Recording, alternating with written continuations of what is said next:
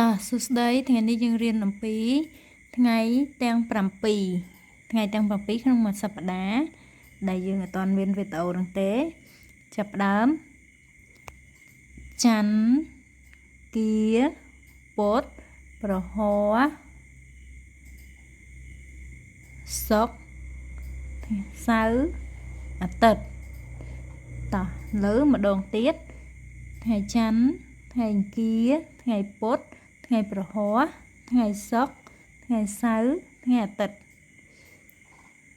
ដែលយើងអាចរាប់ម្ដងទៀត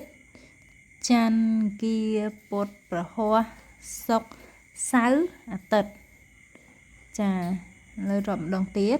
ជាងកូនរាប់ឲ្យចាំថ្ងៃច័ន្ទអង្គារពុធប្រហ័សសុក្រសៅរ៍អាទិត្យអញ្ចឹងណាចាដើម្បីងាយស្រួលនៅពេលអ្នកគ្រូសួរថាថ្ងៃនេះថ្ងៃអីយើងដឹងតោះច័ន្ទអង្គារពុធប្រហ័សសុក្រ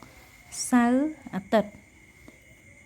ក្នុងមួយសប្តាហ៍យើងមាន7ថ្ងៃចាអញ្ចឹងកូនរាប់ទៅមកឲ្យបានច្រើនដងទៅឆាប់ចេះចាប់ផ្ដើមរាប់ម្ដងទៀតច័ន្ទថ្ងៃអង្គារថ្ងៃពុធថ្ងៃប្រហ័សថ្ងៃសុក្រថ្ងៃសៅរ៍និងថ្ងៃអាទិត្យចាអញ្ចឹងវីដេអូនេះមានតែប៉ុណ្្នឹងទេបាយបាយ